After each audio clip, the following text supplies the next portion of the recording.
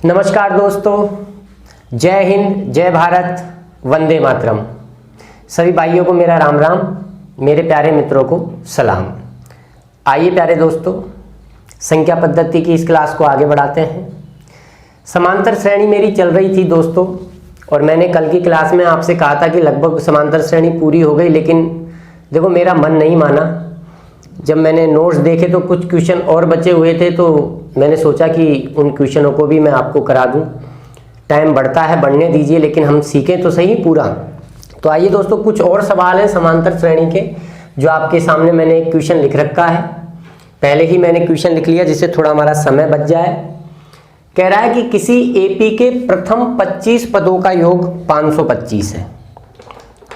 पहले 25 पदों का योग 525 है, और आगामी यानी पहले 25 पद के बाद में फिर जो आगे के 25 पद हैं उनका योग 725 है। तो हमसे कहा है एपी का सार अंतर हमें बताना है। तो आइए दोस्तों करते हैं। किसी एपी के प्रथम 25 पदों का योग 525 है। आपको पहला पद नहीं मालूम, आपको सारवंतर नहीं मालूम। हमने मान लिया पहला पद ए है और सारवंतर डी है। तो बताओ भाई, पहले 25 पदों का योग कैसे निकालोगे आप? तो आप कहोगे सर पहले 25 पदों का योग हम निकालेंगे n बटा 2 यानी 25 बटा 2 2a plus n minus 1। n 25 है, 25 में से 1 घटाएंगे 24d। ये योग आ जाएगा पहले 25 पदों का, और ये आपको दिया है 525। कोई प्रॉब्लम यहाँ किसी को? कोई प्रॉब्लम नहीं होनी चाहिए। आइए 25 से हम इसको काट देते हैं। 25 दूना 50, 25 एकम 25। ये 2 हमारा उधर चला जाएगा मेरे प्यारे दोस्तों। तो 2a प्लस 24d 21 दूना हो जाएगा 42। एक इक्वेशन तो हमारी ये बन गई। अब हमसे उसने कहा है आगामी 25 पदों का योग। तो शुरू के 25 पदों का योग है 525। ये शुरू के 25 पदों का योग 525, और इसके बाद के 25 पदों का योग कितना है? 725। तो पहले के 25 और बाद के 25 टोटल कितना हो गए? शुरू से 50 हो गए। तो अगर शुरू से 50 पदों का योग मुझे निकालना हो तो कैसे निकालोगे? आप कहोगे सर n बटा 2 यानी 50 बटा 2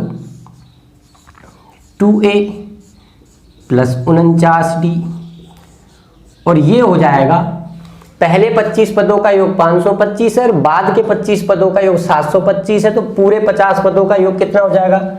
इन दोनों को हम क्या कर देंगे मेरे प्यारे दोस्तों? जोड़ देंगे। तो 525 और 725 आपका कितना हो गया प्यारे दोस्तों? 1250। 50 से ये आपका कट गया 25 बार, और ये 2 उधर जाके हमारा गुणा हो जाएगा। तो 2a प्लस 49d बराबर हो गया 25 दूना 50। इक्वेशन नंबर आपकी 2 हो जाएगी। हमें d का मान निकालना है। इक्वेशन फर्स्ट को देखो, सेकंड को देखो। अगर मेरे प्यारे दोस्तों मैं 2 में से 1 को माइनस कर देता हूं तो आप देखोगे 2a से 2a कैंसिल हो जाएगा। 49d में से 24d जाएंगे तो 25d आपका बचेगा, और इधर आपका 50 में से 42 गया तो 8 बचेगा। 25 से जब हम 8 को काटेंगे तो पॉइंट ये 80 बन जाएगा। 25 तिया 75, 5 बच जाएगा। 25 दूना 50 यानी 0.32 इस समांतर श्रेणी का सार अंतर निकल कर आ जाएगा। तो आसान था, कुछ भी नहीं था। क्या कुछ नया किया हमने? कोई नई चीज बात नहीं करी हमने, कोई हमने नया नहीं सीखा। वही पुरानी जो चीजें हैं, n पदों का योगफल, उसी के आधार पर हमने सवाल को कर लिया, और बहुत आसान है, खत्म हो गया। आगे बढ़े मेरे प्यारे दोस्तों। आप इसका स्क्रीनशॉट ले लीजिए।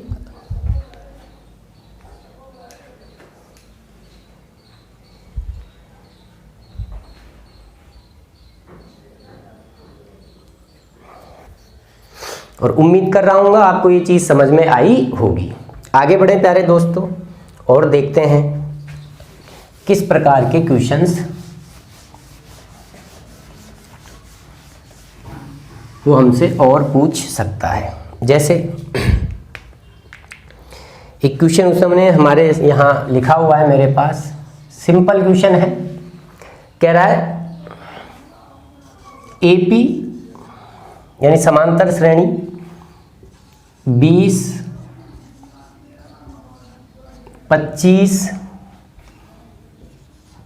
30 डॉट डॉट डॉट 130 में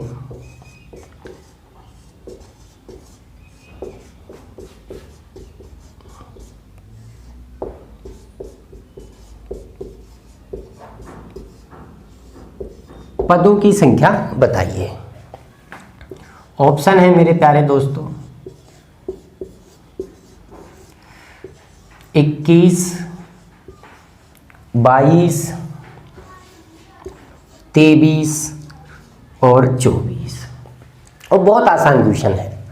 एक समांतर श्रेणी आपको दे दी है, 20 से शुरू हुई है, 5-5 का गैप चल रहा है, सार्वंतर 5 है, लास्ट का पद 130 है, हमें बताना है पदों की संख्या। दो तरीकों से कर सकते हैं। आप चाहो तो समांतर श्रेणी का nवें पद से ज्ञात कर लो। मैंने माना कि 130 इस समांतर श्रेणी का nवां पद है, तो बताओ तुम किसी भी समांतर श्रेणी का nवां पद कैसे निकालते हो?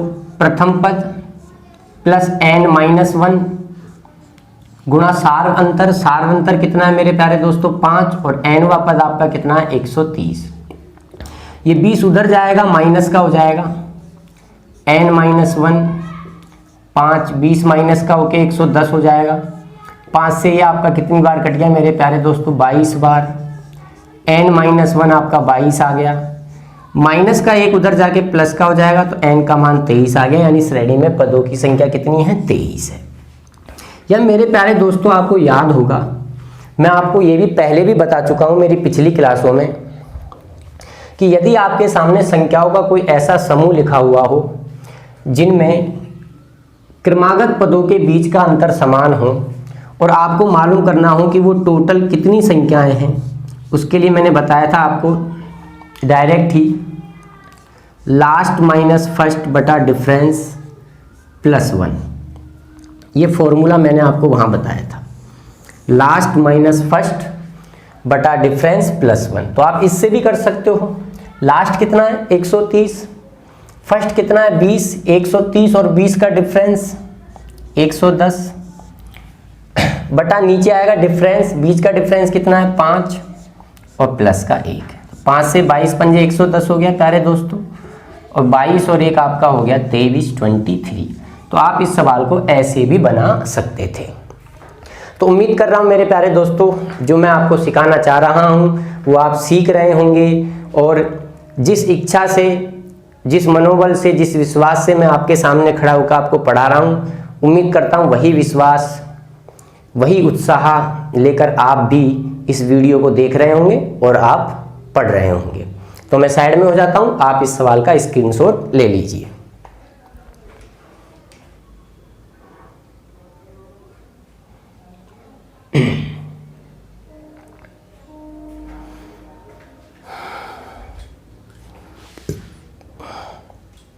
आओ प्यारे दोस्तों आगे बात करते हैं। अगले सवाल को देखते हैं कि अगला सवाल हमसे क्या कह रहा है। आइए, नेक्स्ट क्वेश्चन भी बहुत अच्छा क्वेश्चन है।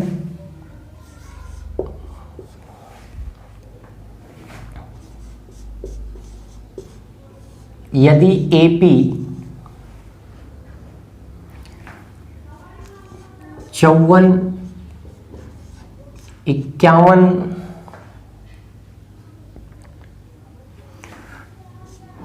48 और डॉट डॉट डॉट डॉट किया और कहा कि n पदों का योग, कि n पदों का योग, प्यारे दोस्तों उसने हमें दिया है 513 है, 513 हो तो आपसे n का मान उसने पूछा है कि n का मान कितना होगा। और आओ प्यारे दोस्तों, ऑप्शन 16, 18, 19 और डी ऑप्शन में उसने दिया है B एंड C दोनों। आओ समझते हैं इसको। अच्छा क्वेश्चन है, ऐसे क्वेश्चन भी एग्जाम में आते हैं। हमें एक समांतर श्रेणी दी है जिसका पहला पद 54 है, फिर दूसरा पद 51 है, 48 है, यानी -3 हो रहा है। सार अंतर आपका जो है मेरे प्यारे दोस्तों -3 है। लेकिन श्रेणी में कितने पद हैं ये नहीं बताया, कह दिया n पद हैं, लेकिन हमें उन n पदों का योग बता दिया 513 है। तो हमें बताना है n का मान क्या होगा, कि कितने पद हैं जिनका योग 513 आएगा। तो मुझे बताइए n पदों का योग आप इस श्रेणी के लिए कैसे निकालोगे। आप निकालोगे सर n/2 2a, 2 क्या a क्या है 54, 54 का दुगना मेरे प्यारे दोस्तों 108 प्लस n-1 d। सार अंतर कितना है मेरे प्यारे दोस्तों -3, और ये योग आपका आना चाहिए 512 513। अब मेरे प्यारे दोस्तों जब आप इसको हल करने बैठोगे तो हल करने पर ये हमें n को, जब ये n बाहर वाला n इससे n से गुणा होगा तो n² बना देगा, यानी एक क्वाड्रिक इक्वेशन बनेगी, द्विघातीय समीकरण बनेगा n के रूप में।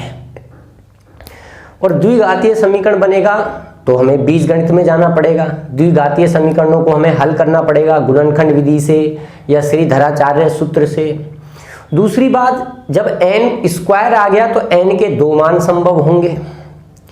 तो उस क्वाड्रिक इक्वेशन से, उस द्विघातीय समीकरण से अगर हमें बचना है तो सीधा सा तरीका होता है ऑप्शन से। सवाल को किससे करेंगे मेरे प्यारे दोस्तों, ऑप्शन से करेंगे। और ऑप्शन से करने के बाद देखेंगे n का मान ऑप्शन से रखेंगे, और जो मान हमें 500 दे देगा बराबर में, वही हमारा क्या हो जाएगा, आंसर हो जाएगा। चलो तो मैं पहले ऑप्शन उठाता हूँ, और फिर देखो उसने, मैंने कहा 2 मान संभव होंगे, तो उसने कहा B एंड C दोनों भी दिया है, 18 भी दिया है, 19 भी दिया है। तो क्यों ना हम एक बार इसी से चेक कर लें, 18 19 से ही। चलो आ जाओ 18 रख के देखते हैं। तो 18/2 9 हो जाएगा, 108। n का मान मेरे प्यारे दोस्तों 18 रख रहे हो आप, 18 में से 1 घटाओगे 17, और 17 को -3 से गुणा करोगे तो 17 तिया 51, -51।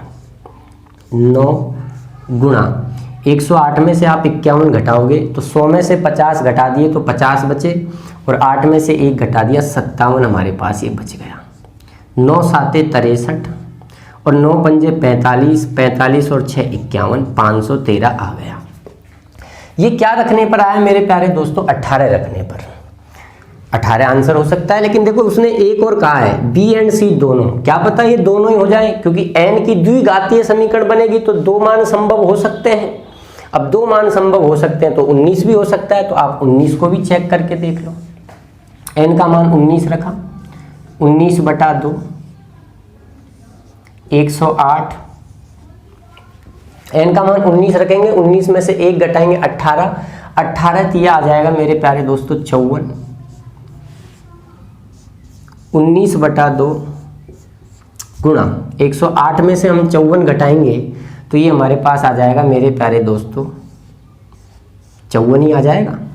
और ये 2 से आपका कितनी बार कट गया, 27 बार, यानी 19 गुणा 27। और 19 गुणा 27 भी अगर हम करते हैं तो मेरे प्यारे दोस्तों आपका 513 ही निकल के आता है, यानी 19 भी हमारा आंसर सही है। यानी 18 पद हों या 19 पद हों, दोनों ही यानी B एंड C ये दोनों ही हमारे आंसर होंगे। तो ऐसे सवालों को ऑप्शन से ही करना पड़ेगा, नहीं तो आप क्वाड्रिक इक्वेशन में आप गुणनखंड विधि भी नहीं कर पाएंगे, 18 गुणा 19 में तोड़ना पड़ेगा, वो भी संभव नहीं हो पाएगा आपसे। तो ऑप्शन से करेंगे, ठीक है। एक और सवाल हम ऐसा लेंगे जिससे हमारा कॉन्फिडेंस बढ़े मेरे प्यारे दोस्तों, आप इसका स्क्रीनशॉट ले लीजिए।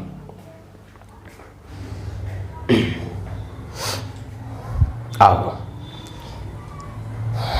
ऐसा एक और क्वेश्चन हम लेते हैं।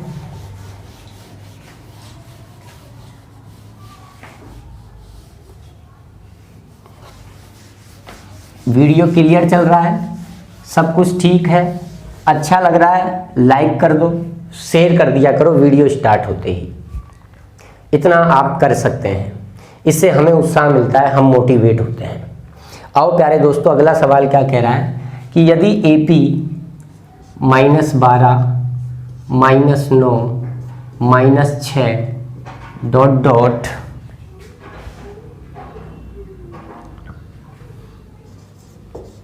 के n पदों का योग, के n पदों का योग 54 हो, n पदों का योग 54 हो, तो आपसे पूछा है n का मान बताओ। और मेरे प्यारे दोस्तों 4 ऑप्शन उसने इस सवाल में हमें दिए हैं, 12, 14, 15, 18। तो भाई n पदों का योग निकालो इस समांतर श्रेणी का, n बटा 2। पहला पद क्या है, माइनस का 12, तो 2a, तो माइनस का हो जाएगा मेरे प्यारे दोस्तों 24 प्लस n माइनस 1। मेरे प्यारे दोस्तों सार अंतर कितना है, 3 का। कुछ लोग सोचेंगे -3 का, -3 नहीं है मेरे प्यारे दोस्तों, +3 है। श्रेणी बढ़ रही है कि घट रही है, -12 और -9, -12 छोटा है, -9 बड़ा है, यानी श्रेणी बढ़ रही है। और बढ़ती है श्रेणी तो वहाँ जो है सारवंतर पॉजिटिव ही होता है। तो सारवंतर आपका यहाँ कितना है मेरे प्यारे दोस्तों, 3 है। और इसका योग आपका आना चाहिए 54। अब यहाँ भी वही कहानी होगी, जब ये बाहर वाला n इस अंदर वाले n से गुणा होगा तो n स्क्वायर की टर्म्स बनेगी, द्विघातीय समीकरण बनेगा। 2 मान संभव होंगे जहाँ तक है, पर यहाँ ऐसा कुछ दिया नहीं है कि a and b, b and c, ऐसा कुछ दिया नहीं है, तो इनमें से कोई एक ही आंसर होगा। तो हम ऑप्शन उठाते हैं। पहला ऑप्शन हम 12 रखते हैं, 12 रखा, 12 में 2 का भाग लगाया, n का मान 12 रखें, 12 में 2 का भाग लगाया, 6 आया, माइनस का 24, n का मान 6 रखेंगे मेरे प्यारे दोस्तों। अगर हमने n का मान 6 रखा तो 6 में से आपका 1 गया, तो 6 में से n का मान 12 है, 12 में से 1 गया, 11, 11 तिया 33 आपका आएगा ये 6 गुणा माइनस का 24 है, प्लस का 33 है, प्लस का बड़ा है, कितना बड़ा है मेरे प्यारे दोस्तों, 9, 9 6 54, यानी हमारा पहला ही ऑप्शन जो है क्या है, आंसर है। यानी इसमें 12 पदों का योग मेरे प्यारे दोस्तों कितना निकल कर आएगा, 54 निकल कर आएगा। तो देखिए आसान चीजें हैं और अच्छी चीजें हैं, तो उम्मीद कर रहा हूँ समझ में आ रहा होगा। पढ़ते रहिए ऐसे ही, इसी उम्मीद के साथ, इसी उत्साह के साथ। पक्की बात है एक ना एक दिन आप सफल होंगे, क्योंकि आप लाखों लोगों में से वो लोग हैं जो अपने अचीवमेंट तक, लक्ष्य तक पहुंचने के लिए मेहनत कर रहे हैं, पढ़ रहे हैं किसी न किसी माध्यम से, मेरे माध्यम से या कहीं किसी और भी माध्यम से। तो स्क्रीनशॉट ले लीजिए, मैं साइड में हो जाता हूँ।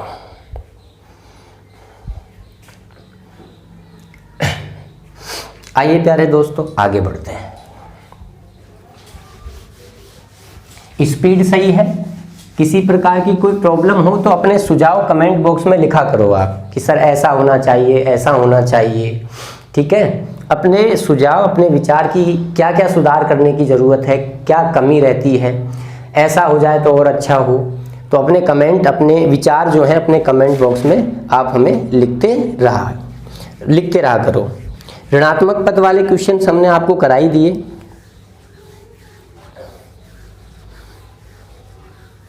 आओ प्यारे दोस्तों,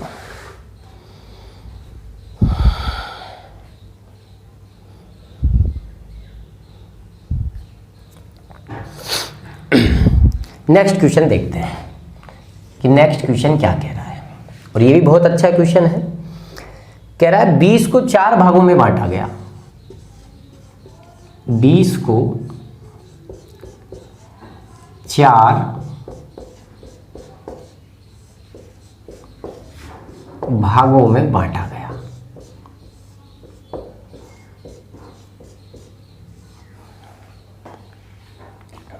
जो समांतर श्रेणी में है।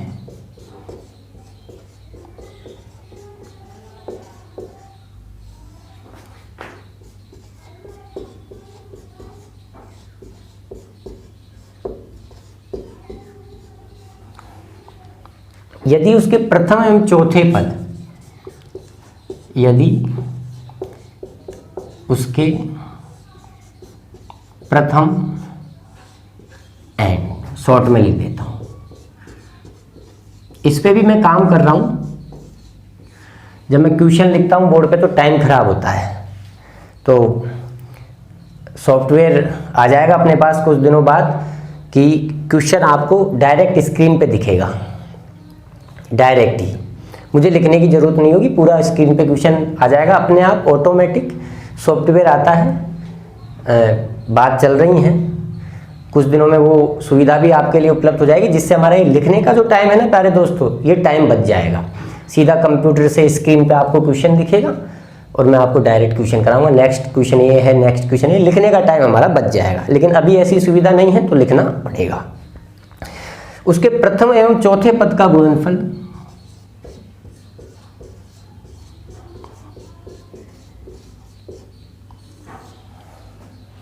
तथा दूसरे एवं तीसरे पद का गुणनफल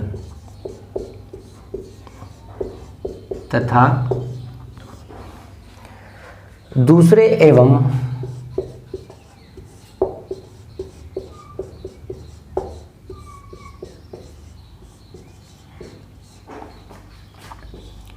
तीसरे पद का गुणनफल का अनुपात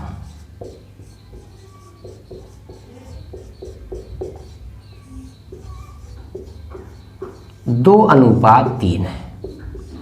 और आपसे पूछा है सबसे बड़ा पद बताइए। सबसे बड़ा पद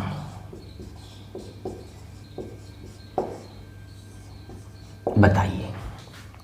और ये प्यारे दोस्तों 4 ऑप्शंस मैंने आपके सामने लिखे, 12,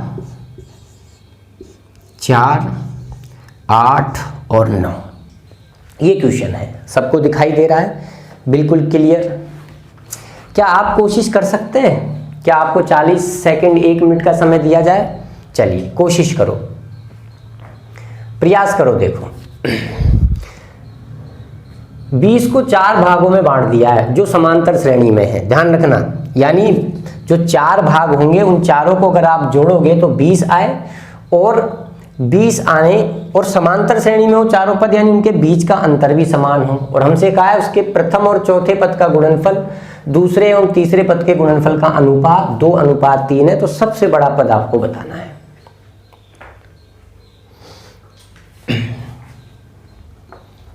अब ये स्पेशल क्वेश्चन है मेरे प्यारे दोस्तों, चलो मैं समझाता हूं। आइए, अब आपने क्या सोचा होगा? आपने सोचा होगा कि ठीक है हम 20 को 4 भागों में बांट देते हैं समांतर श्रेणी में। तो पहला पद a है, दूसरा पद a प्लस डी होगा, तीसरा पद a प्लस 2d होगा और चौथा पद a प्लस 3d होगा। मैंने मान लिया ये है वो 4 पद। और जब मैं चारों को जोड़ूं तो चारों को जोड़ने पर 20 आएगा, यानी इनका योग 20 आएगा। तो इनका योग बताइए क्या आएगा? 1 2 3 4 4a प्लस 3 और 2 5, 5 और 1 6, 4a प्लस 60। भाई 20 को ही तो तोड़ा 4 भागों में, तो योग आपका ये आ जाएगा। आप चाहो तो 2 कॉमन भी ले सकते हो, 2a प्लस 3d 2 कॉमन लेंगे तो ये आपका आ जाएगा 10। a और d के बीच में एक इक्वेशन ये बन गई। फिर उसने हमसे कहा है कि भाई उसके प्रथम और चौथे पद का गुणनफल, प्रथम और चौथे पद का गुणनफल, इधर लिख रहा हूं मैं, पहले और चौथे पद का गुणनफल a प्लस 3d और दूसरे एवं तीसरे पद का गुणनफल। दूसरा पद क्या है मेरे प्यारे दोस्तों? a प्लस डी, और तीसरा पद क्या है मेरे प्यारे दोस्तों? a plus 2d। इनके गुणनफल का अनुपात दिया है 2/3, यानी 2:3। और आप जानते हैं कि हम अनुपात को ऐसे भिन्न में लिख सकते हैं। मैं वो सोच बता रहा हूं जो आपके दिमाग में आई है। हमें इस सवाल को ऐसे करना भी नहीं है, बहुत बड़ा हो जाएगा ऐसे तो, लेकिन आप ऐसा सोच रहे होंगे इक्वेशंस बनाकर इस प्रकार से। चलिए आइए साहब गुणा करते हैं। a² 3 से गुणा होगा 3a², ये वज गुणा होंगे ना इस प्रकार से, 3ad और 3 तिया 9, 9ad बराबर a गुणा a² होगा, a² को ये 2 से गुणा होगा तो ये आपका हो जाएगा 2a²। ठीक है, इसको इससे गुणा कर लिया। अब देखो मेरे प्यारे दोस्तों, ये इससे गुणा हो गया और इससे भी गुणा कर लिया। अब a को 2d से गुणा करो तो क्या आ जाएगा 2ad, और एक ad ये आ जाएगा 3ad, और 3ad को फिर 2 से गुणा करोगे तो 6ad। दोबारा से देखिए, इस a को 2d से गुणा किया 2ad, ये एक ad हो गया 3ad हो गया, और 3ad को फिर 2 से गुणा करेंगे 6ad। अब ये d 2d से गुणा होगा तो ये हो जाएगा 2d स्क्वायर, और 2d स्क्वायर को फिर 2 से गुणा करेंगे तो ये हो जाएगा 4d स्क्वायर। मेरे प्यारे दोस्तों, बहुत बड़ी इक्वेशंस बन गई। आप इसको हल करोगे, जैसे मान लो तो ये इधर आएगा तो a स्क्वायर हो जाएगा, ये माइनस का हो जाएगा, ये भी इधर आके माइनस का हो जाएगा, तो ये आपका बच जाएगा 3ad, और ये आपका हो जाएगा माइनस का 4d स्क्वायर बराबर में 0। अब एक इक्वेशन ये और एक इक्वेशन ये,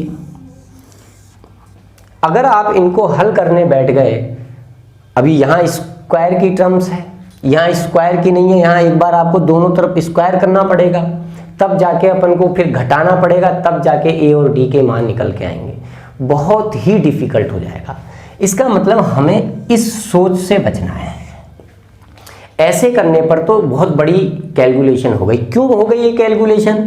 क्योंकि सवाल में ना तो आपको पहला पद मालूम है और ना ही सवाल में आपको d मालूम है। दो चीजें इस सवाल में आपके पास अज्ञात हैं। तो हम क्या सोचें? तो देखो, अब ध्यान से सुनना। अगर कभी भी आपके पास समांतर श्रेणी है और समांतर श्रेणी में कुछ पद हैं, समांतर श्रेणी में मान लो आपको कुछ पद बनाने हो अपने मर्जी से सवाल के आधार पर, और पद की संख्या सम हो, कोई भी संख्या है वो उसको तुड़वाए, तोड़ने के लिए कहे और कहे कि साहब 4 पदों में तोड़नी है, 6 पदों में तोड़नी है, 10 भाग करने हैं, 12 भाग करने हैं, यानी सम भागों में तोड़नी हो, और कहे कि भाई सारे पद समांतर श्रेणी में हो, तो उस कंडीशन में आप पद जो है मानने का एक तरीका होगा जिससे हम इस कैलकुलेशन से बच जाएं। जैसे मान लो मैं कहूँ 4 भागों में तोड़ना है किसी संख्या को, और चारों भाग जो है वो समांतर श्रेणी में हो, तो आप कैसे मानोगे? आप उन 4 भागों को कैसे मानोगे? a माइनस डी, ठीक है मेरे प्यारे दोस्तों, एक पद ये हो गया a प्लस डी, ठीक है। ऐसे पीछे आ जाओ, a माइनस 2d और a प्लस 2d, इस प्रकार से आप मानोगे। अब देख लो क्या ये चारों भाग समांतर श्रेणी में हैं कि नहीं है। इन दोनों का डिफरेंस देखो, a माइनस 2d में अगर मैं d जोड़ूंगा तो a माइनस डी आएगा कि नहीं आएगा? इनमें देखो, इनमें देखिए आप, इन दोनों में डिफरेंस कितने का आ रहा है? a माइनस 2d डी, यहाँ तो आ गया आपका 2a का, नहीं, यहाँ हमें लेना होगा a माइनस 3d। ये a माइनस डी ठीक है, ये a प्लस डी ठीक है, यहाँ a प्लस 3d। चलो अब देखो, ऐसे मानने पड़ेंगे a minus D, a plus D, a minus 3d, a plus 3d। अब देखो अंतर बीच का, इन दोनों के बीच का अंतर देखो, इसमें से इसको घटाओ, क्या आएगा डिफरेंस? 2d का। इसमें से इसको घटाओ, a कट जाएगा, ये प्लस का हो जाएगा, यहाँ भी क्या आया? 2d। इन दोनों का डिफरेंस देखो मेरे प्यारे दोस्तों, इसमें से इसको घटाओ, a कट जाएगा, 3d में से d गया तो क्या आ गया? 2d। बोलो कोई दिक्कत यहाँ तक किसी को? इस प्रकार से मानेंगे। अगर कितने पद दिए जाएं? 4 पद दिए जाएं। मान लो वो 6 पद दे दे, ये मानने का तरीका रहेगा आपका, 6 पद दे दे तो फिर बढ़ा दो, 2 के गैप में a प्लस 5d हो जाएगा इधर, सॉरी a माइनस 5d हो जाएगा इधर, और इधर आपका हो जाएगा a प्लस 5d। यानी 2 के गैप पे चल रहे हैं, 2d का अंतर ले रहे हैं। कब? जब पद की संख्या सम मानने के लिए वो हमसे कहे। ऐसे करने से फायदा क्या होगा, आप उस चीज को समझना। आओ देखो, तो ऐसे ही उसने हमसे कहा है कि 20 को 4 भागों में बांटना है, चारों भाग समांतर श्रेणी है, तो हम कहेंगे भाई अब वो समान भाग जो होंगे वो होंगे हमारे a minus D, a plus D, A plus 3d और इधर होगा आपका a plus A minus 3d। ये हमसे उसने कह दिया। ऐसा करने से फ़ायदा क्या है, अभी वो आपको मैं समझाऊंगा कि फ़ायदा हमारा क्या है। इनका योगफल कितना आएगा 20। आप इनको एक बार जोड़कर देखो। जब आप इनको जोड़कर देखोगे ना मेरे प्यारे दोस्तों, तो अभी तो आपके पास दो चीज़ें अज्ञात है, a भी मालूम नहीं है और d भी मालूम नहीं है। लेकिन जब आप इनको जोड़ोगे तो एक टर्म्स कट जाएगी। अब जोड़ के देखो, इनका योग करो आप। 3d माइनस का d माइनस का 4d हो गया, प्लस का 4d हो गया, तो d तो कैंसिल ही हो गया। a plus a plus a plus a क्या आ गया 4a बराबर 20। योग 20 दिया है, मैंने चारों को जोड़ लिया। अब हम जब इस प्रकार से मान रहे थे ना a plus D a plus 2d ऐसे मान के जब सवाल को कर रहे थे, तो उस समय इनको जोड़ने पर a भी बच रहा था, d भी बच रहा था। एक ही समीकरण में दो चीजें अज्ञात आ रही थी, उनको मान ज्ञात करना संभव नहीं होता।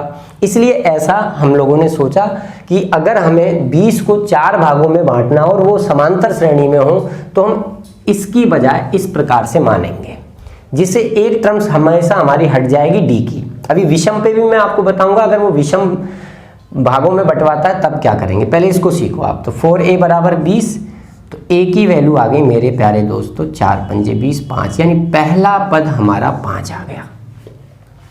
पहला पद हमारा 5 आ गया।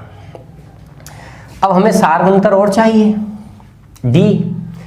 अब हमसे कहा है प्रथम और चौथे पद का गुणनफल, पहले और चौथे पद का गुणनफल बताओ। पहला और चौथे पद का गुणनफल यही है ना पहला पद। 5 रख दो, 5 माइनस 3d, a का मान रख दो अब 5 माइनस 3d, ये पहला पद हो गया, और 5 प्लस 3d ये दूसरा चौथा पद हो गया। इनका गुणनफल और दूसरे और तीसरे का गुणनफल, दूसरे और तीसरे का गुणनफल, a का मान 5 रख ही देंगे अपन, 5 माइनस d और 5 प्लस d। पर इनका अनुपात आपको दिया है 2:3।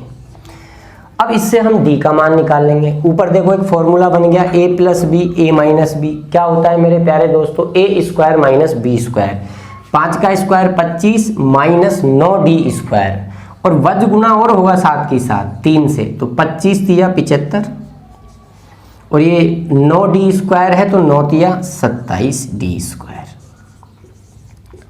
इधर भी देखो फॉर्मूला बन गया a minus B A plus B, तो ये हो गया 5 का स्क्वायर 25 और माइनस डी स्क्वायर, और 25 ये इधर गुणा होगा, 25 दुआ 50 माइनस 2d स्क्वायर। आओ प्यारे दोस्तों इधर लेकर आओ इसको। 75 में से 50 माइनस होगा तो 25 बचेगा, 27d स्क्वायर उधर जाएगा प्लस का हो जाएगा, 2d स्क्वायर घट जाएगा तो फिर आपका वही 25 बचेगा, तो 25d स्क्वायर बराबर 25 क्या आ गया, 25 से 25 कैंसिल हो गया, d स्क्वायर बराबर 1 आ गया, तो d का मान 1 निकल के आ गया। d का मान 1 निकल कर आ गया। और स्क्वायर कर रहे हैं, मैं एक बार और लिख देता हूँ, d स्क्वायर बराबर 1 आ गया, तो d का मान प्लस माइनस 1, प्लस में भी और माइनस में भी। वर्गमूल निकालते हैं तो प्लस में भी आता है माइनस में भी आता है, तो बस खेल खत्म हो गया।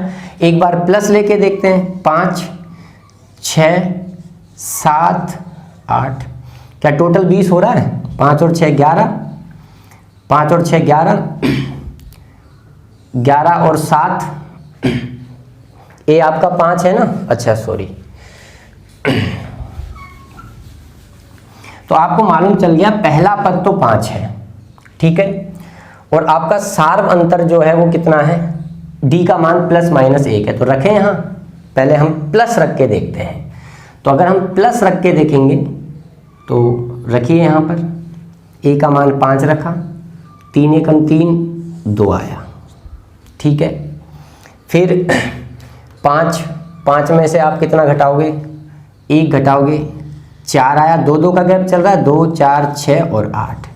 देखो क्या इनका योग 20 आ रहा है, 2 और 4 6, 6 और 6 12, 12 और 8 20, यानी ये आपका आ गया, सबसे बड़ा पद 8 आपका आ गया।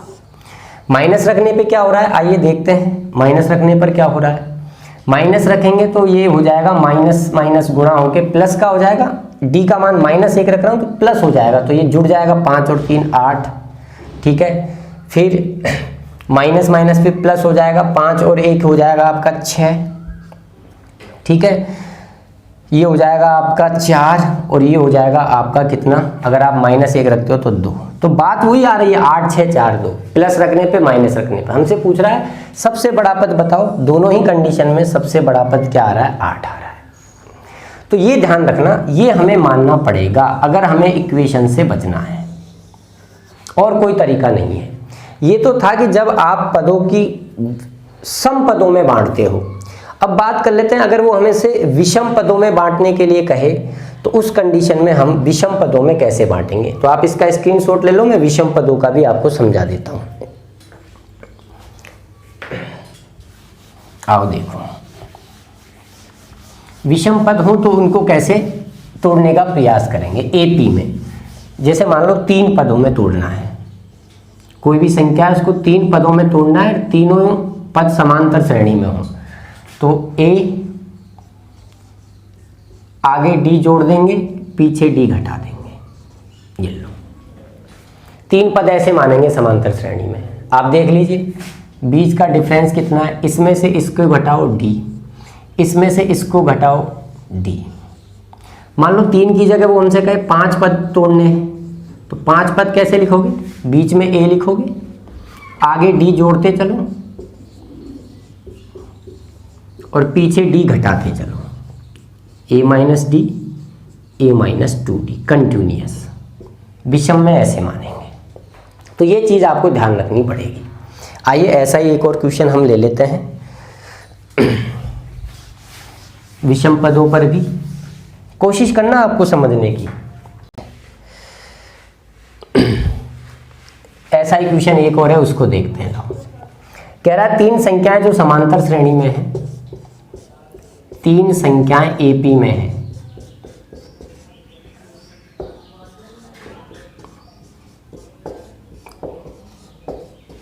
टाइपराइटर ने कोई संख्या इधर उधर कर दी है और कुछ भी नहीं है। 3 संख्याएं एपी में है जिनका योग 27 है।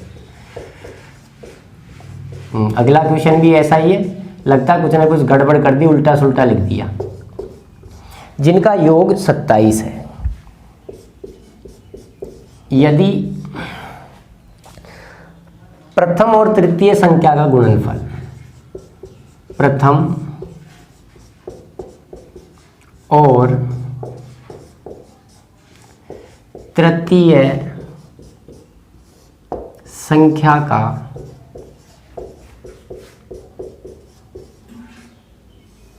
गुणनफल, प्रथम और तृतीय संख्या का गुणनफल 17 हो,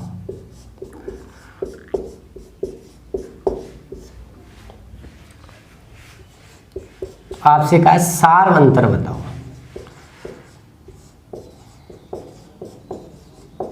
आपको बताना है सार अंतर, ठीक है। और ब्रैकेट में एक लिखा हुआ है डी का मान 0 से बड़ा है, यानी सार अंतर का मान 0 से बड़ा है। आइए ऑप्शंस 5 9 8 और मेरे प्यारे दोस्तों 6 है। तो 3 संख्याएं एपी में है, योग 27 है, प्रथम और तृतीय संख्या का गुणनफल 17 दिया है, सार अंतर बताना है प्यारे दोस्तों। तो आओ चलो देखो, तो एपी में 3 संख्याएं कैसे मानोगे आप, ए माइनस डी और ए प्लस डी। योग करो इनका, योग करोगे तो आएगा आपका 3a, यह आपका 27 है, 3 नामे 27, ए की वैल्यू आपकी 9 आ गई, ए की वैल्यू आपकी 9 आ गई। आगे बढ़ते हैं। अब ए की वैल्यू अगर आपकी 9 आ गई तो आगे बढ़े। अब हमसे कहा प्रथम और तृतीय संख्या का गुणनफल 17 है, तो पहली संख्या क्या है मेरे प्यारे दोस्तों, a प्लस डी यानी 9 प्लस डी, और तृतीय संख्या क्या है मेरे प्यारे दोस्तों, 9 माइनस डी, और ये आपको दिया है 17। आओ देखो फॉर्मूला बन गया a plus B A minus B, तो 9 का स्क्वायर 81 माइनस डी स्क्वायर बराबर 17। डी स्क्वायर उधर जाके प्लस का हो जाएगा और 17 इधर आके माइनस का हो जाएगा। तो 81 में से हम 17 घटाएंगे तो 11 में से 7 गया तो 4 और 7 में से 1 गया 64, तो डी बराबर आ गया प्लस माइनस 8। अंडर रूट करेंगे, डी का मान 0 से बड़ा लेना है इसलिए हम माइनस नहीं लेंगे, तो डी का मान मेरे प्यारे दोस्तों 8 आ गया। ये लो, संख्याएं भी पूछ सकता है, आप संख्याएं भी बता सकते हो। तो संख्याएं क्या होंगी, ए है 9, ठीक है, 9 प्लस 8 कितना हो जाएगा आपके पास, 9 माइनस डी माइनस का 1 और a प्लस डी, 9 और 8 आपका हो जाएगा 17। ये सवाल ही कुछ ढंग से सेट नहीं किए हुए, चलो जो भी है। तो ये कहानी थी, और इस कहानी के बाद अब आपका समांतर श्रेणी में किसी भी प्रकार का कोई क्वेश्चन नहीं बचा। तो प्यारे दोस्तों, ये छोटी मोटी बातें हैं जो आपको ध्यान रखनी है। सही है, बिल्कुल कोई प्रॉब्लम नहीं है। ए का मान आपका कितना आ गया, देखो 9 आ गया, ए 9, डी का मान 8 है, 9 में से 8 गया तो 1 आ गया, और 9 में 8 जोड़ा तो कितना आ गया 17। देख लो 17 और 9 आपका कितना हो गया 26, 26 और 1 27, योग 27 आ गया। और पहली और तीसरी संख्या का गुणनफल आपका कितना आ गया मेरे प्यारे दोस्तों, 17 आ गया, 17 गुणा 1। तो ये कहानी थी। एक बार आइए प्यारे दोस्तों उस क्वेश्चन को भी हम दोबारा से देख लेते हैं, कहीं हमसे ही कोई जल्दबाजी में गलती हो गई हो। क्वेश्चन आप सभी को मालूम है ही,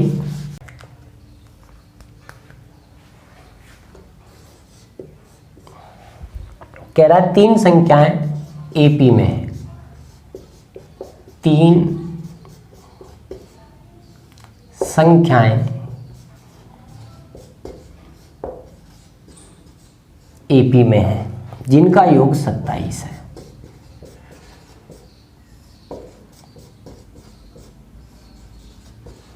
जिनका योगफल 27 है, इनके वर्गों का योग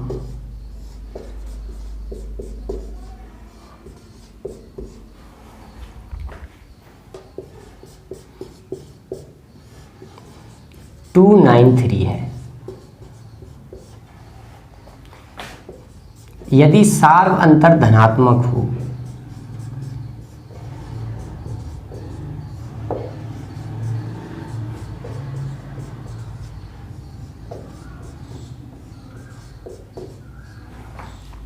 तो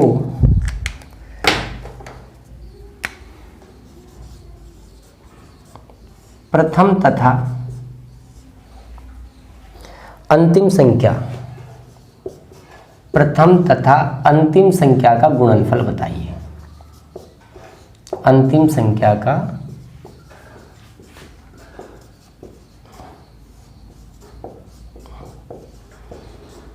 गुणनफल बताइए। ऑप्शंस हैं मेरे प्यारे दोस्तों इस सवाल के, 56, 96, 42 और 48। तो ये भी जस्ट पीछे हमने जो क्वेश्चन किया उसी की भांति है, नया कुछ इसमें है नहीं। तो देखें इसको, तो 3 संख्याएं हैं, विषम हैं, तो कैसे मानोगे, ए प्लस डी, ए माइनस डी। इसको इधर लिख दो, इसको इधर लिख दो, कोई फर्क नहीं पड़ता। इनका योग 27 है, जोड़ो 3a, जोड़ोगे तो 3a आ जाएगा, d तो कट ही जाएगा 27, a की वैल्यू आ गई आपकी 9, a की वैल्यू 9 आ गई। अब हमें कहा इनके वर्गों का योग 293 है, तो इन तीनों के वर्गों का योग करते हैं। चलो, a का मान 9 रखा तो 9 माइनस डी का स्क्वायर प्लस a स्क्वायर यानी 9 square plus a plus D यानी 9 प्लस डी का स्क्वायर, और ये आपको दिया है 293। तो a माइनस बी का स्क्वायर लगाओ, 81 plus D square minus 18d plus 81 plus 81 plus D square, और ये आपका आ जाएगा मेरे प्यारे दोस्तों प्लस 18d, 293। 18d से 18d आपका कैंसिल हुआ, D square plus D square आपका 2d स्क्वायर बन गया, 81 आपका हो गया 243, उधर जाके माइनस का हो जाएगा 293 में से 243 माइनस करोगे तो 2d स्क्वायर आ जाएगा 50, काट दीजिए, डी स्क्वायर बराबर आ गया 25, तो डी की वैल्यू आ गई 5। और इस बार प्लस में ही लेंगे, माइनस में क्यों नहीं लेंगे, क्योंकि काय सार अंतर धनात्मक है, तो डी 5 आ गया। तो बस संख्याएं आ गई, ये 9 आ गई, ये 9 प्लस 5 14 हो गई, ये 9 माइनस 5 करोगे तो क्या हो गई 4, 4 9 14। हमसे कहा है प्रथम और अंतिम का गुणनफल बताओ, तो 14 चौका 56, ये आपका आंसर आ जाएगा। तो ये प्यारे दोस्तों आपकी समांतर श्रेणी आज फिनिश करी मैंने। कुछ क्वेश्चंस ये बचे हुए थे जो मैंने आपके लिए आज की क्लास में मैं ले आया। अब हम गुणोत्तर श्रेणी पढ़ेंगे, इसके बाद फिर हम गुणोत्तर और समांतर श्रेणी को मिक्स करके पढ़ेंगे। हमें बहुत डिटेल में पढ़ना है। तो उम्मीद करता हूँ आपको चीज़ें समझ में आई होंगी। आपने वीडियो को लाइक कर दिया होगा, जिन्होंने नहीं किया शायद वो अब कर देंगे। शेयर कर दीजिए और ज़्यादा से ज़्यादा विद्यार्थियों को जोड़िए। ठीक है मेरे प्यारे दोस्तों, जय हिंद, जय भारत, वंदे मातरम। अपने घर रहिए, सुरक्षित रहिए, परिवार के साथ खुश रहिए।